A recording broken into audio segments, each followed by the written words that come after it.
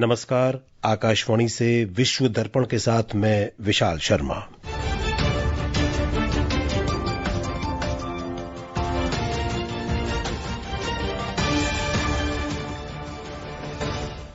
सबसे पहले एक नजर मुख्य समाचारों पर। भारत ने व्हाइट हाउस के व्यापार सलाहकार पीटर नवारो की टिप्पणियों को खारिज करते हुए गलत और भ्रामक बताया।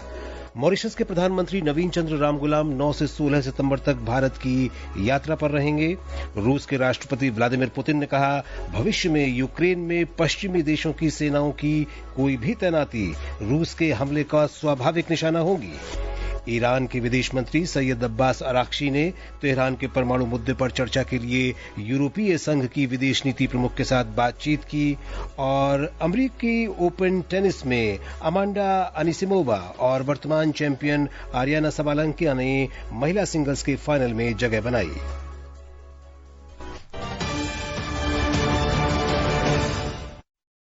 अब समाचार विस्तार से। विदेश मंत्रालय के प्रवक्ता रणधीर जायसवाल ने कहा है कि मंत्रालय अमेरिका के व्यापार सलाहकार पीटर नवारो के गलत और भ्रामक बयानों को अस्वीकार करता है।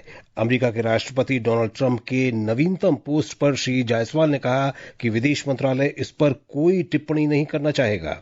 विदेश मंत्रालय के प्रवक्ता ने नई दिल्ली में कहा कि अमेरिका और भारत के बीच संबंध बहुत महत्वपूर्ण है। This relationship between United States and India is very important for us. Both our countries, we share a comprehensive global strategic partnership. युद्धाभ्यास चल रहा है अलास्का में। साथ ही साथ कुछ दिन पहले 2+2 का इंटरसेशनल मीटिंग हुआ था। एक और डेलीगेशन, एक दल आया था डिफेंस पॉलिसी ग्रुप का अभी कुछ दिन पहले। तो दोनों देशों के बीच में आवाजाही और बातचीत चल रही है और हम प्रतिबद्ध हैं कि इस साझेदारी को और मजबूत करें। श्री जायसवाल ने बताया कि मॉरिशस के प्रधानमंत्री नवीन चंद्र रामगुलाम 9 से 16 सितंबर तक भारत की राजकीय यात्रा पर रहेंगे। इस दौरान मॉरिशस के प्रधानमंत्री दिल्ली, मुंबई, वाराणसी, अयोध्या और तिरुपति जाएंगे।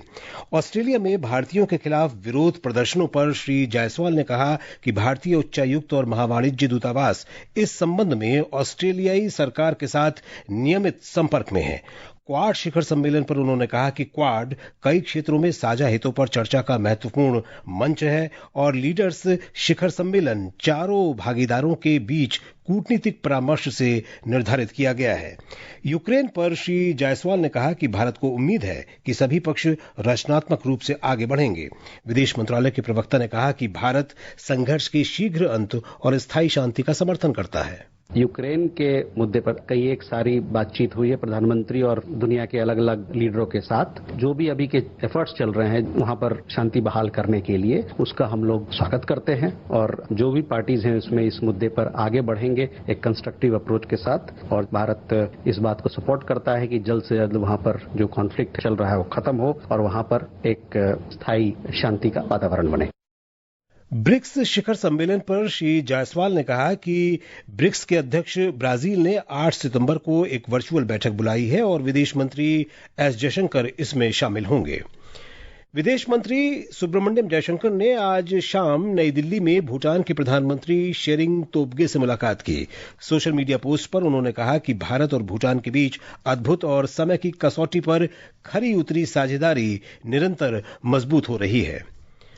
रूस के राष्ट्रपति व्लादिमीर पुतिन ने कहा है कि यूक्रेन में तैनात पश्चिमी देशों की सेना रूस के हमले का स्वाभाविक निशाना बनेगी। एक रिपोर्ट।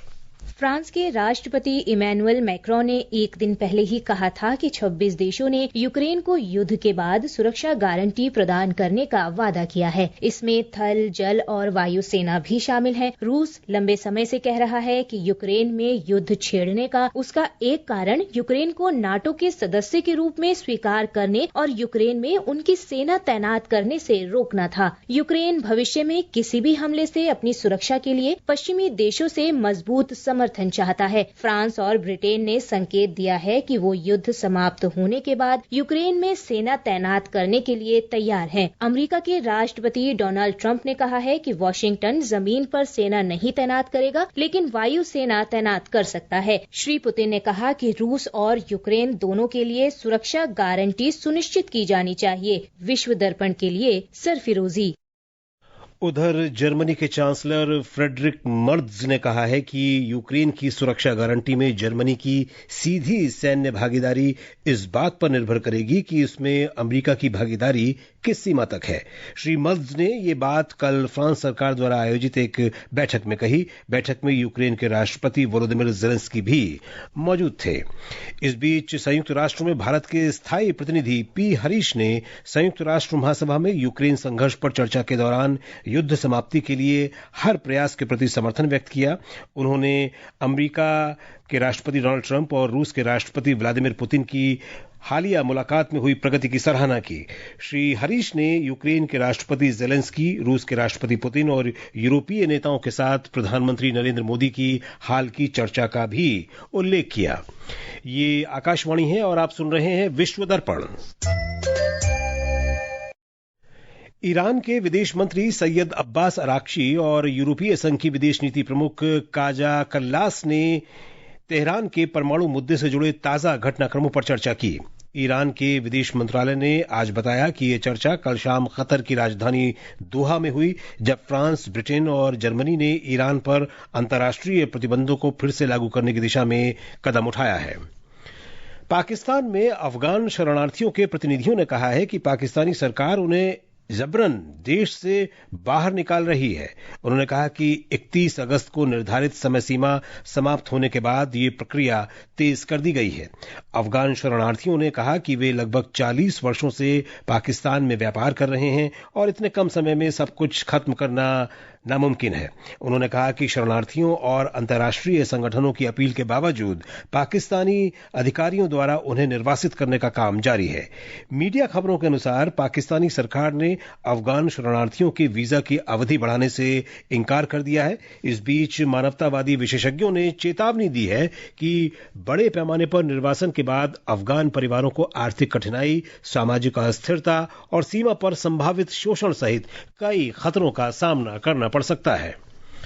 अमेरिका ने चीन की कम्युनिस्ट पार्टी के लिए काम करने और कानून को धता बताने के आरोप में मध्य अमेरिका के कुछ नागरिकों पर वीजा प्रतिबंध लगाए हैं। अमेरिका के विदेश मंत्री मार्को रूबियो ने कहा कि ये प्रतिबंध उन नागरिकों के लिए हैं जो जानबूझकर कानून व्यवस्था को कमजोर करने वाली गतिविधियों का समर्थन कर रहे हैं। इनमें Blaise, Costa Rica, El Salvador, Guatemala, Honduras, Nicaragua और पनामा के नागरिक शामिल हैं।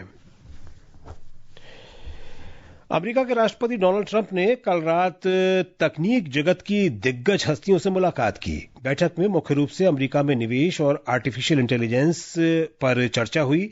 बैठक में माइक्रोसॉफ्ट के बिल गेट्स, एप्पल के टिम कुक और मेटा के मार्क जुकरबर्ग सहित 12 से अधिक हस्तियों ने भागीदारी की।